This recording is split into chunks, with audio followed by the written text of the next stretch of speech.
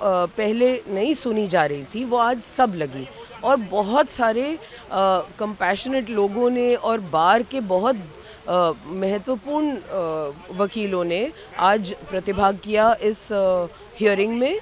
और हमने देखा कि 150 से भी ज़्यादा वकील कोर्ट रूम में, मतलब पैर रखने की जगह नहीं थी, क्योंकि लोगों को चिंता थी कि जिस तरह से हमारा समाज बट रहा है, कोई कुत्ते को भगा रहा है, कोई मार रहा है, कोई उसको बचाने की कोशिश कर रहा है, इसमें ये ऑर्डर नहीं चलेगा। तो आज कोर्ट ने सबको शांति से सुना, थोड़ा समय सबको दिया, और उसके बाद ऑर्डर को रिज़र्व किया है। हमारी उम्मीद है कि वो जो एक बहुत ही घातक ऑर्डर निकला था उसको स्टे कर दिया जाएगा। आज महत्वपूर्ण वकील जो थे वो मिस्टर कपिल सिब्बल थे, doctor Abhishek Manu Singhvi, mister Siddharth Luthra, mister Krishna Venugopal, mister Aman Lekhi और बहुत सारे बहुत सीनियर वकील जिनके सबके नाम लेना इस समय मुश्किल है, लेकिन उन सब ने आके कहा कि कोर्ट इस तरह किसी जानवर के साथ इस तरह दुर्व्यवहार नहीं होने दे सकता, और इस तरह के निर्णय कि सब कुत्तों को उठा के बंद कर दिया जाए ना ही व्यवहारिक है, ना ही इंसानों के हित में है, ना ही जानवरों के हित में है। मैं बहुत इज्जत के साथ ये कहना चाहूँगी कि एसजी कोर्ट में कभी कभी कुछ भी बोल देते हैं। उन्होंने पिछली बारी कोर्ट में ये कहा कि कुत्तों को उठा के रिज में छोड़ दिया जाए।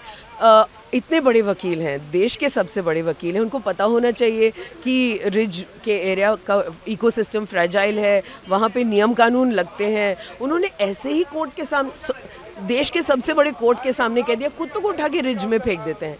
आज उन्होंने कह दिया कम लोग यहाँ, ज़्यादा लोग वहाँ। किस डेटा के बेसिस पर? ये कहने का कोई उनके पास ना डेटा था ना मैंडेट था, और ये सब उनके मन की बातें थीं जो उन्होंने आज मन की बात अपनी जज के सामने रखी। हमने सुना, लेकिन मुझे नहीं लगता कि ऐसी मन की बातों पे सर्वोच्च न्यायालय के फैसले हुआ करते हैं। देखिए, दिल्ली सरकार ने जो अपना रिप्रेजेंटेशन रखा है, उन्होंने कम्प्लीटली अपना रुख कर दिया है कि स्टेलाइजेशन आप करा दोगे तब भी डॉग काटेगा, तो वो लोग कम्प्लीटली एनिमल्स के या डॉग्स के अगेंस्ट में है। दूसरा पॉइंट ये रखा गया कि जो कुछ सांप काटते नहीं है तो क्या हम सांपों को घर में रख लें, मतलब जानवरों को उन्होंने सांपों से कंपेयर कर दिया। दूसरी साइड से ये बोला गया कि जब डॉग्स को आप उठाओगे तो वो शेल्टर में परेशान होंगे, उनके खाने का अरेंजमेंट नहीं है, और डॉग्स एक कम्युनिटी एनिमल है, जब उसको कम्युनिटी से हटाओगे तो वो खुद ही परेशान होकर ट्रॉमा में आके मर सकता है। तीसरा पॉइंट ये है कि जब आप